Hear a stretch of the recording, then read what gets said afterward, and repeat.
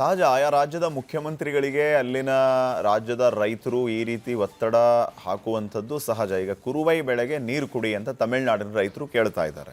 ಈ ಸಂದರ್ಭದಲ್ಲಿ ಏನು ಮಾಡಲಿಲ್ಲ ಅಂತಂದ್ರೆ ಹೆಂಗೆ ಅನ್ನುವಂಥದ್ದು ಈಗ ಮುಖ್ಯಮಂತ್ರಿ ವಿಜಯ್ ಅವರ ಚಿಂತೆಯ ಪ್ರಶ್ನೆ ಆಗಿದೆ. ಹಿಂಗಾಗಿ ಕರ್ನಾಟಕಕ್ಕೆ ಬರ್ತಾ ಇದ್ದಾರೆ. ವೀರೇಂದ್ರ, ಕರೆಕ್ಟ್. ಇವು ವರದಿಯಲ್ಲಿ ಲಾಸ್ಟಲ್ಲಿ ಒಂದು ಲೈನ್ ಏನು ಅಂತಂದರೆ, ಇಷ್ಟು ವರ್ಷಗಳಿಂದ ಏನೆಲ್ಲ ಸಮಸ್ಯೆ ಇತ್ತು ಈ ಒಂದು ಮೀಟಿಂಗಿಂದ, ಅಂದರೆ ಆಗಸ್ಟ್ 3ನೇ ತಾರೀಕು ಸೇರುವಂತಹ ಮೀಟಿಂಗಿಂದ ಬಗೆಹರಿದು ಬಿಡಲ್ಲ. ಆದರೆ ವ್ಯಾಲಿಡ್ ಪಾಯಿಂಟ್ ಏನು ಅಂತಂದರೆ, ಅಟ್ಲೀಸ್ಟ್ ಮೇಕೆದಾಟು ಯೋಜನೆಯಿಂದ ತಮಿಳುನಾಡಿಗೂ ಒಳ್ಳೆಯದಾಗುತ್ತೆ ಅನ್ನುವಂಥದ್ದನ್ನು ಅವರಿಗೆ ಸ್ಪಷ್ಟವಾಗಿ ತಿಳಿಸಿ, ಮೇಕೆದಾಟು ಯೋಜನೆಗೆ ಅಡ್ಡಿಪಡಿಸಬೇಡಿ ಅಂತ ಹೇಳಿ ಮೇಕೆದಾಟು ಯೋಜನೆ ಆರಂಭ ಆಗುವಂತೆ ನೋಡ್ಕೊಂಡ್ಬಿಟ್ರೆ ಡಿ ಕೆ ಶಿವಕುಮಾರ್ ಅವರು ನಿಜಕ್ಕೂ ಒಂದು ರೀತಿ ಇತಿಹಾಸದಲ್ಲಿ ಅಮರ ಆಗ್ಬಿಡ್ತಾರೆ ಅನ್ನೋ ರೀತಿಯ ಮಾತುಗಳು ಕೇಳಿ ಬರ್ತಾ ಇದೆ. ಸೊ ಈ ಒಂದು ಭೇಟಿ ಆ ರೀತಿ ಒಂದು ಇತಿಹಾಸಕ್ಕೆ ಕಾರಣ ಆಗಬಹುದಾ? ಪಾಟೀಲ್ರೆ, ನಾವು ಇತಿಹಾಸವನ್ನೇ ನೋಡಿ ಹೇಳೋದಾದರೆ ಇತಿಹಾಸ ನಿರ್ಮಾಣ ಆಗುತ್ತಾ ಅನ್ನೋದಕ್ಕೆ ನಾವು ಇತಿಹಾಸದ ಕಡೆ ತಿರುಗಿ ನೋಡಿದ್ರೆ, ಸುಪ್ರೀಂ ಕೋರ್ಟೇ ಡೈರೆಕ್ಷನ್ ಕೊಟ್ಟು ಕರ್ನಾಟಕದ ಮುಖ್ಯಮಂತ್ರಿ ಹಾಗೂ ತಮಿಳುನಾಡಿನ ಮುಖ್ಯಮಂತ್ರಿ ಆವಾಗ ಜಯಲಲಿತಾ, ಇಲ್ಲಿ ಜಗದೀಶ್ ಶೆಟ್ಟರ್ ಒಂದು ಸಭೆ ಮಾಡಿದ್ರು. ಹೌದು. ಬಟ್ ಅದೇನು ಪ್ರಯೋಜನ ಆಗಲಿಲ್ಲ ಪಾಟೀಲ್ರೆ. ಇವ್ರು ನಮಗೆ ನೀರು ಬೇಕು, ಕೊಡಲೇಬೇಕು, ಬಿಡಲೇಬೇಕು ನೀರನ್ನ ಅಂತಲಿ ಅವ್ರು ಪಟ್ಟಿಟ್ಕೊಂಡು ನಿಂತರು.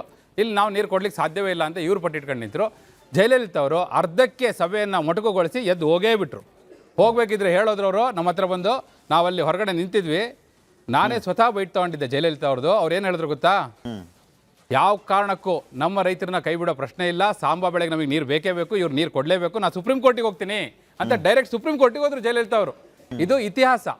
ಇಲ್ಲಿ ಇತಿಹಾಸ ನಿರ್ಮಾಣ ಆಗುತ್ತಾ ಅಂದರೆ, ಆ ಕಡೆ ವಿಜಯ್, ಈ ಕಡೆ ಡಿ ಕೆ ಶಿವಕುಮಾರ್ ಇಬ್ಬರು ಕೂಡ ವಿಲ್ ಪವರ್ ಇರುವಂಥ ಲೀಡರ್ಗಳು. ಅವರಿಬ್ಬರಿಗೂ ಕೂಡ ಒಂದಷ್ಟು ಇಚ್ಛಾಶಕ್ತಿ ಇದೆ ಮತ್ತು ಏನಾದರೂ ಮಾಡ್ತಾ ಇದ್ದೀವಿ ಅನ್ನೋದನ್ನು ತೋರಿಸ್ಕೊಡ್ಬೇಕಾದಂಥ ಅನಿವಾರ್ಯತೆ ಇದೆ. ಇಬ್ಬರು ಕೂಡ ಪರ್ಸೆಪ್ಷನ್ ಪಾಲಿಟಿಕ್ಸ್ನ ಮಾಡೋವಂಥವ್ರು. ಹಾಗಾಗಿ ಏನೋ ಒಂದು ಪ್ರಯತ್ನ ಅಂತೂ ಆರಂಭ ಆಗಿದೆ. ಆದರೆ ಅದು ಯಾವಾಗ ಅದು ನಿಜಕ್ಕೂ ಆ ಪ್ರಯತ್ನ ಫಲ ಕೊಡುತ್ತಾ ಇಲ್ವಾ ಅನ್ನೋದು ಆನ್ ದಿ ಟೇಬಲ್ ಕೂತಾಗ ಆಗುತ್ತೆ ಪಾಟೀಲ್ರೆ. ಆದರೆ ಒಂದು ಇತಿಹಾಸ ನಾವು ನೆನ್ಪಿಡ್ಕೋಬೇಕು.